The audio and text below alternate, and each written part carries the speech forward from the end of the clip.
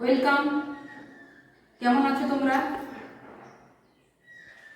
এই লকডাউন পিরিয়ডে সবাই ভালো আছো তো? স্কুলে যেতে পারছো না, সেই জন্য আজ আমি তোমাদের সামনে উপস্থিত হয়েছি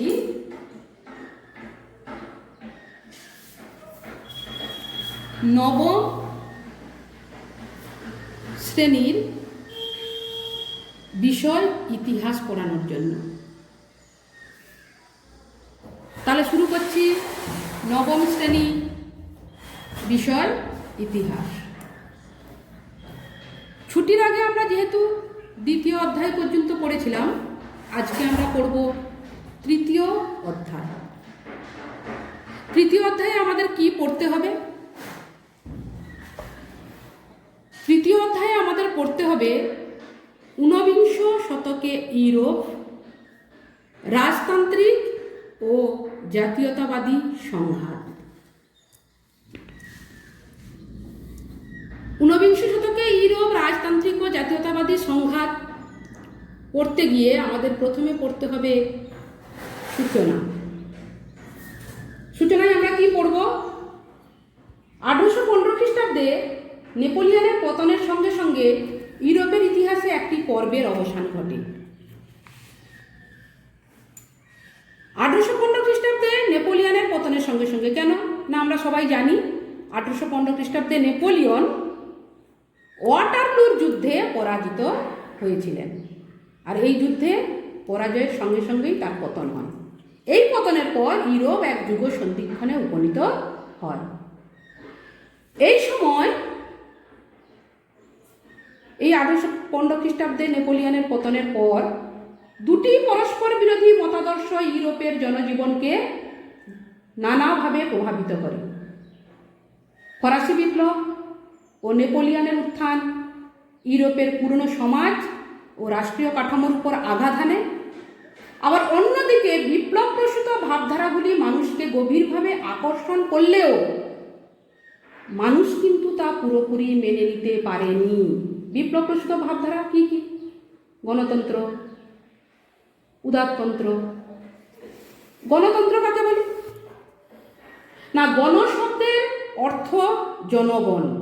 গণ শব্দের অর্থ জনগণ।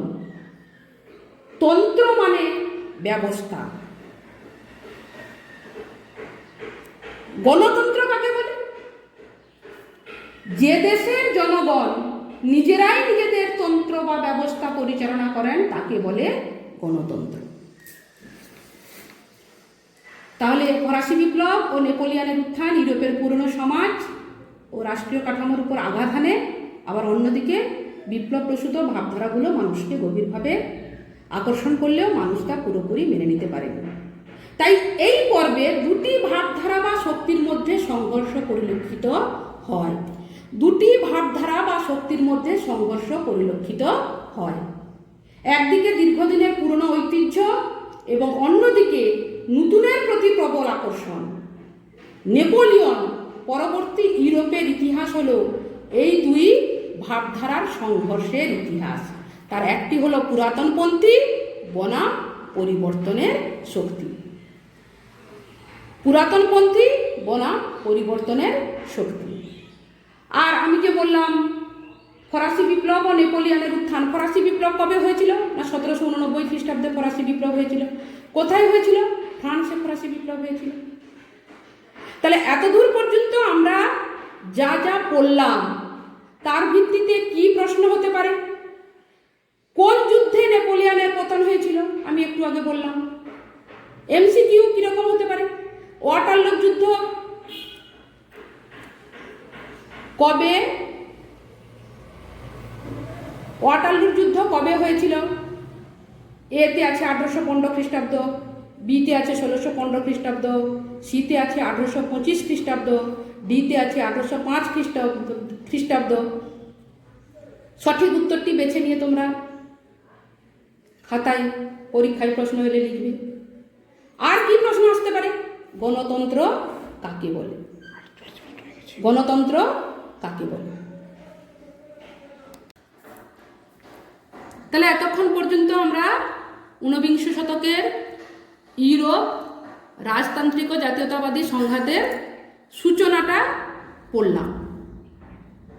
রাজতান্ত্রিক ও জাতীয়তাবাদী সংঘাত। তাহলে এবার আমরা জানব জাতীয়তাবাদ বলতে কি বুঝো। এবার আমরা কি জানব? জাতীয়তাবাদ বলতে কি বুঝো। জাতীয়তাবাদ কাকে বলে? জাতীয়তাবাদ বলতে কি বোঝো আমরা পড়ছি। জাতীয়তাবাদ কাকে বলে তা নিয়ে পণ্ডিত মহলে বিভিন্ন ধারণার অস্তিত্ব আছে। হায়েসের মতে জনসমাজ ও দেশপ্রেমের আধুনিক আবেগমণ্ডিত মিশ্রণ হলো জাতীয়তাবাদ।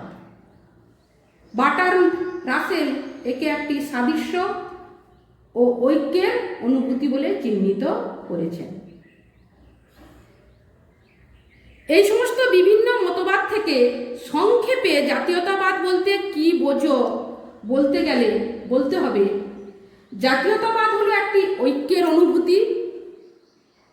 বংশ, ধর্ম, ভাষা, ভৌগোলিক এলাকা, সংস্কৃতি প্রভৃতি জনগণের মধ্যে এই ঐক্যবোধের সৃষ্টি করতে পারে।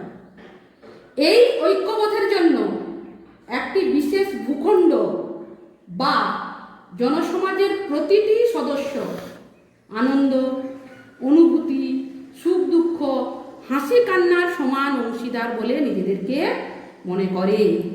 এই ধরনের ঐক্যবোধের সঙ্গে দেশপ্রেম মিলিত হলে তাকে বলা হয় জাতীয়তাবাদ। জাতি রাষ্ট্র গঠনের পেছনে জাতীয়তাবাদের ধারণা গুরুত্বপূর্ণ ভূমিকা পালন করে।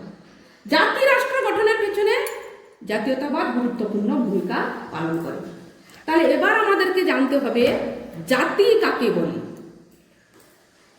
আধুনিক ধারণায় রাষ্ট্রের অধীন সুগঠিত এক জনসমাজ হলো জাতি।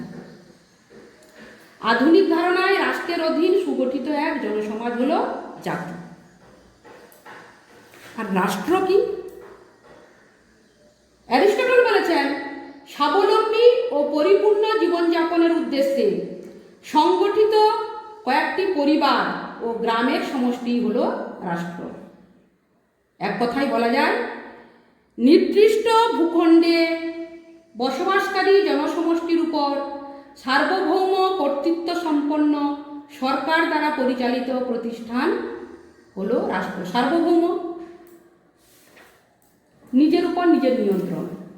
সরকার, সরকার শব্দের ইংরেজি শব্দ হলো গভর্নমেন্ট। গভর্ন শব্দের অর্থ হলো শাসন করা। তাহলে এতক্ষণ আমরা কি জানলাম? জাতীয়তাবাদ বলতে কি বোঝো, জাতি কাকে বলে, রাষ্ট্র কাকে বলে। এবার আমরা কি জানবো? জাতীয় রাষ্ট্রের ধারণা। জাতি রাষ্ট্রের মোটামুটি ধারণা একটু তোমরা পেয়েছো।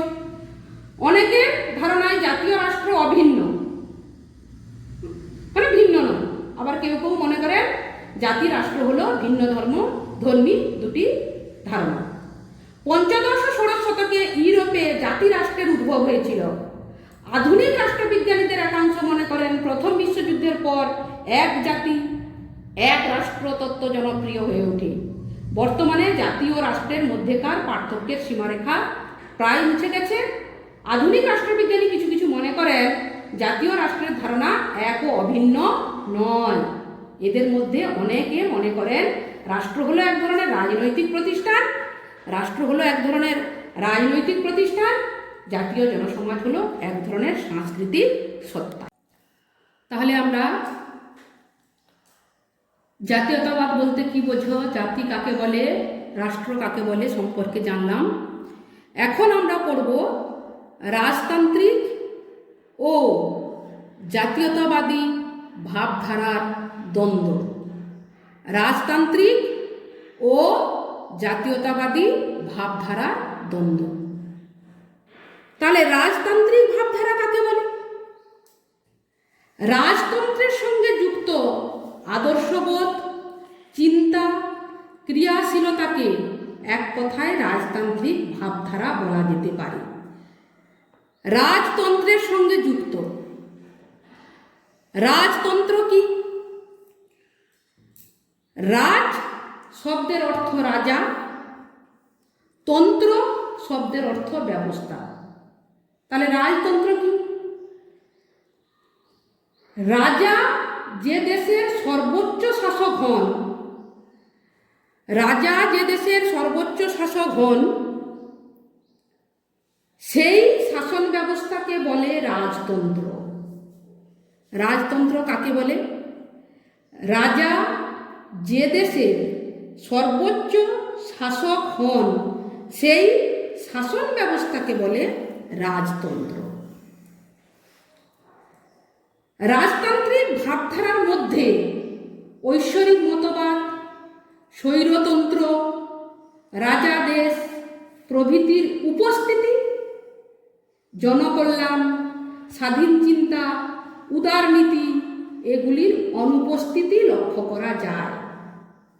এগুলি সম্পর্কে তোমরা প্রথম অধ্যায়ে জেনেছ। রাজতান্ত্রিক ভাবধারাকে রক্ষণশীল পুরাতনপন্থী ধারণা বলা যেতে পারে। প্রাচীন ও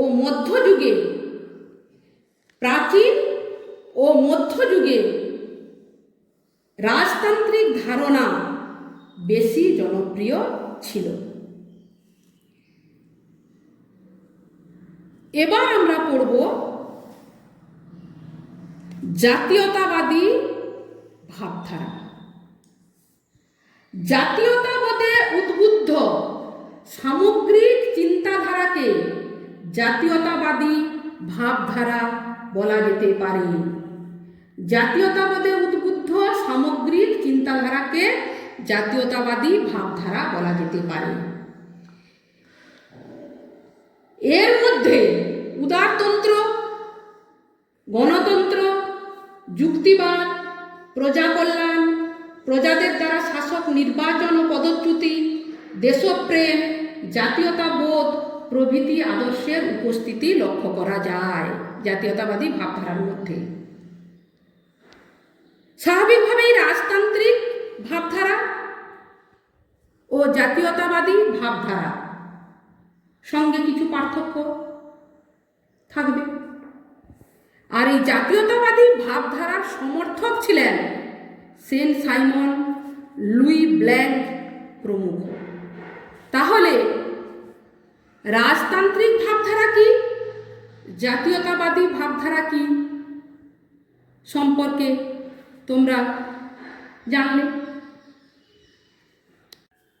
এবার আমরা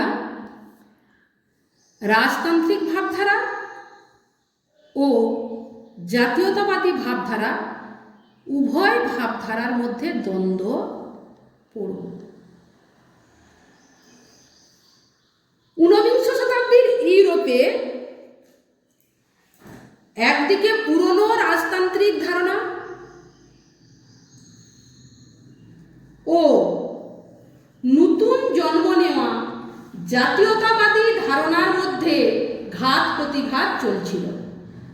ঊনবিংশ শতাব্দীর ইউরোপে একদিকে পুরনো রাজতান্ত্রিক ধারণা ও নতুন জন্ম নেওয়া জাতীয়তাবাদী ধারণার মধ্যে ঘাত প্রতিঘাত চলছিল। একটু আগে তোমরা রাজতান্ত্রিক ভাবধারা, জাতীয়তাবাদী ভাবধারা কি জেনেছ, তাহলে সেগুলোর মধ্যেই ঘাত প্রতিঘাত চলছিল। এই সময় অর্থাৎ এই ঊনবিংশ শতাব্দীর ইউরোপে কোথাও রাজতান্ত্রিক ধারণা, আবার কোথাও জাতীয়তাবাদী প্রজাতান্ত্রিক ধারণা জয়যুক্ত হয়েছিল। ফরাসি বিপ্লবের পর কিছু সংখ্যক মানুষের চিন্তা চেতনায় নানা পরিবর্তন এসেছিল।